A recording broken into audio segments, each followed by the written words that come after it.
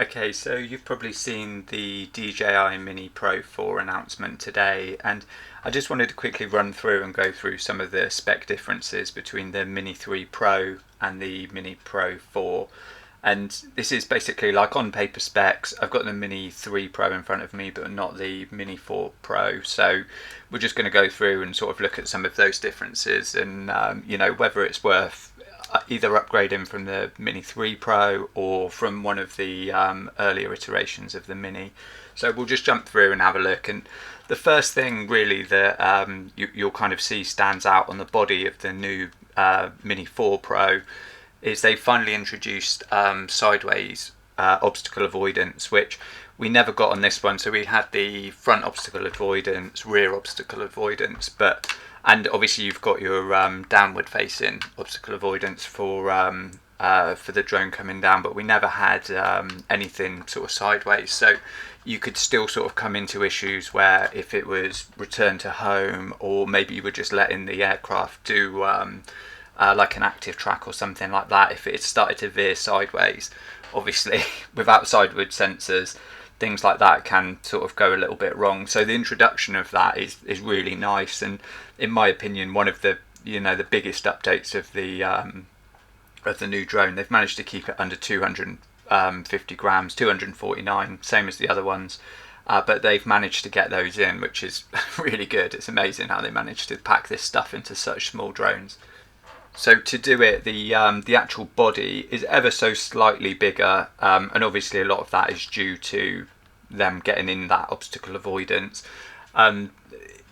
There aren't a huge amount of physical differences, but there's internal storage difference of you get 2 gig of internal storage on the new Mini 4, which that's pretty much double of the Mini 3 Pro. I think this came with 1.2 gig.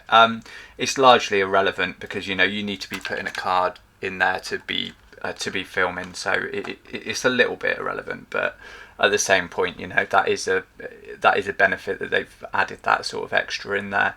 The camera specs themselves look to be largely the same, and a lot of the benefits look to be through software really in the new version of this drone. And it's unsurprising really, because they can't put that much bigger a camera on there, because otherwise you start to go over the weight limits. That's just sort of a limitation of this really. But in saying that, what they've managed to do is 4K 60 was the headline feature for this drone, which for me was great because that matches up well with the other cameras that I use. But in the Mini 4 Pro, they've managed to get that up to 4K 100, which is brilliant. That's really useful to sort of have that in there. More so if you're not doing sort of high aerial stuff, but you're doing lower shots that might be more like action shots, and that can be really useful. I use the 60 FPS on this all the time, so the introduction of the 100 I probably would use. But even more interesting than that, to me anyway, than the frame rate, is actually the fact that rather than D-Cine-like that we get in this one, which is great, don't get me wrong, I use D-Cine-like all the time, it's really useful. What they have put into the Mini 3, the Mini 4, Mini 4 Pro, now it's the introduction of D-Log, which is brilliant because usually you only used to get that in the Mavic series and the more sort of higher level drones. So it's really nice to see that in there. You're not having to spring out for the sort of the Air series or the Mavic or any of those kind of more expensive ones or larger ones. You're actually getting that now in a tiny drone, which, if you kind of don't know the difference, D-Log is more of a flat profile than D-Cine-like, so you're basically getting more flexibility in post if you are shooting in that log format. So it's really useful. It's a really nice thing to have, and you still got all the normal profiles in there, so you don't have to use it, but it's there as an option.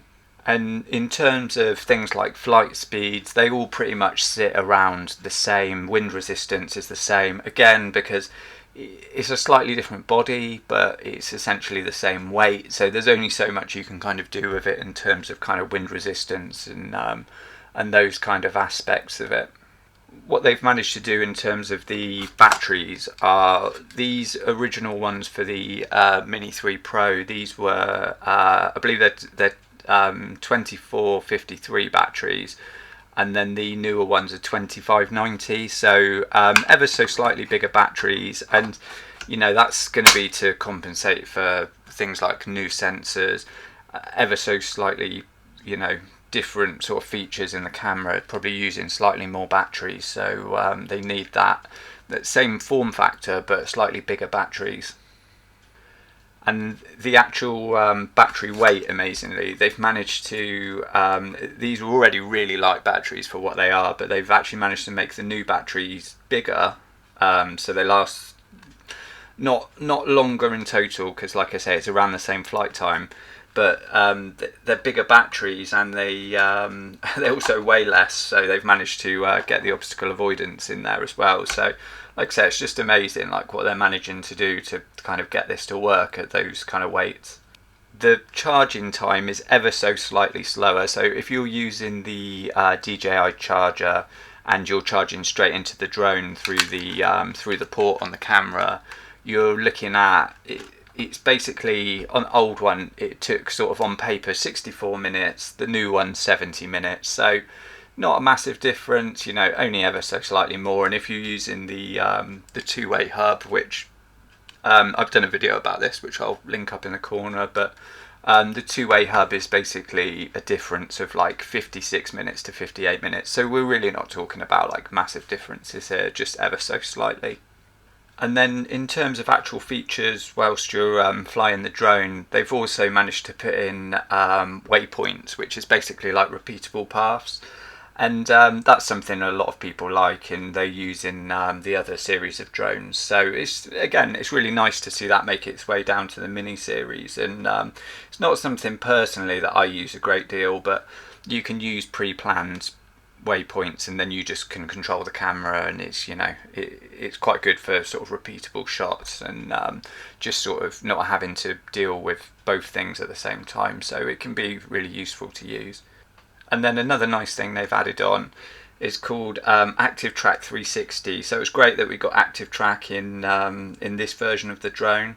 But then what they've actually managed to do is they've taken Active Track and taken it one step further. So essentially, Active Track, you just decide sort of, I want to track this subject, and you can tell it how high you want it to be, how far away, and then it'll be using the obstacle avoidance to kind of follow that subject. And obviously now you've got your side sensors, so that's great, that makes Active Track better in itself.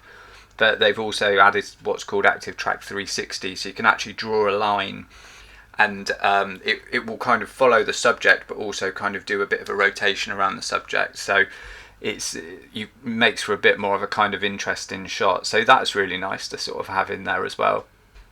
And then kind of outside of that, we've got with this we're using the RC1.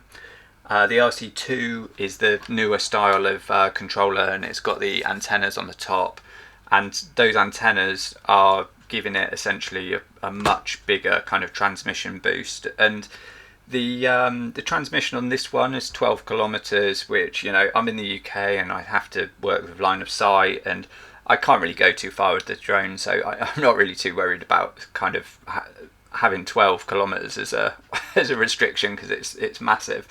But in the new one you can actually do 20 kilometers is the new kind of max transmission distance, obviously in sort of perfect conditions, but it's so almost over double the distance, which is absolutely crazy.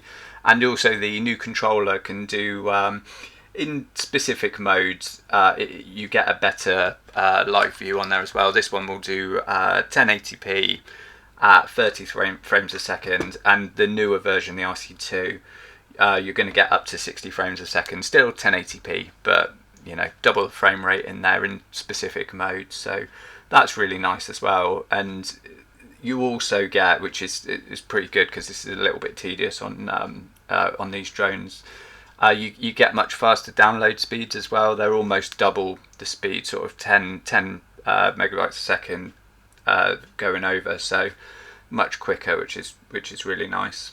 And that's it really. That's just a kind of like I say, a quick overview of what's there and what's available in the kind of new version of the drone. And for me, it's definitely just more of an iteration. So from the Mini 3 Pro, I'm not going to be jumping on to get the Mini 4 Pro, because there's not quite enough in there to make me want to kind of make the leap and get that. But if I was flying a Mini 2, definitely Mini original, I think I'd definitely be getting on that. And for anybody new into flying, you know, especially if you've got restrictions of in here in the UK, it's a lot easier to fly if you're flying sub 250 gram drones. You know, if I was looking for a new drone, that would be very high on my list of ones to look at, because it's, you know, it's amazing, especially for newcomers, having that side obstacle avoidance. You know, it's really good, and just all the specs on it are pretty amazing, to be honest.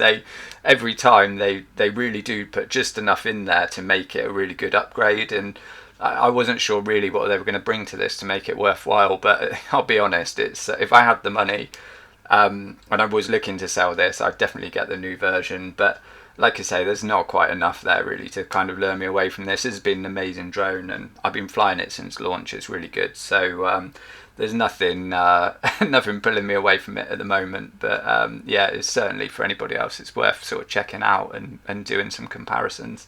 But yeah, hopefully you found this video useful. If you have, give it a like. If you want to see more content like this, then please subscribe.